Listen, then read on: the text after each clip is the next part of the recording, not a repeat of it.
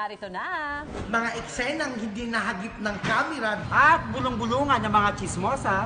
Always be in the know dito sa Masyado. Eto na nga, ikinaloka raw ng isang producer ang pagka-demanding nitong si popular singer nang minsan siyang maimbitahan for an out-of-town show. Narito ang eksena na ipapakita ni Mars Suzy as the producer, si Mars Bernice ang manager, at si Pars Ral naman yung popular singer. Okay, action!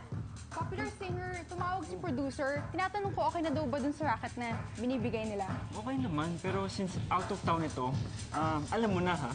Sige, tawagan ko si producer. Hello, manager! Ano, okay na ba yung alaga mo? Okay daw siya.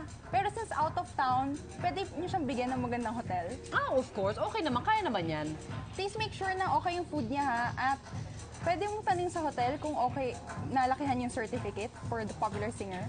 Ah, as in bibigay ng GC pa. Okay, sige. Gagawa namin ng paraan yan. Pero last nyo na to ha. Hindi na kayo makakaulit sa amin. Ang dami yung demands. And galing yung dalawa. Diba? Promising. Sino si popular singer na humihingi pa ng GC sa hotel para ipamigay? GC sa hotel. Here are the clues. Okay. Oh, no.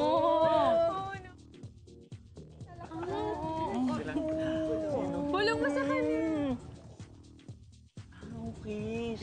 Dito po sa Mars, hindi nyo na kailangan pa mag-demand dahil all out kami sa mga paandar with matching mainit na tsikahan. Kailan nga ba dapat mas inuuna na magulang ang kanilang sarili kaysa sa mga anak? Pag-usapan natin yan sa Mars Sharing Group. Pero syempre, bagay na eksena muna si Dr.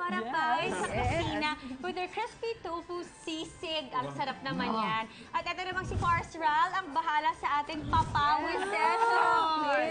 Instructor pala tong si Ram. Samahan din natin si Mars Bernice as she gives us some of her beauty travel tips. Susunod na yan dito lang sa Mars!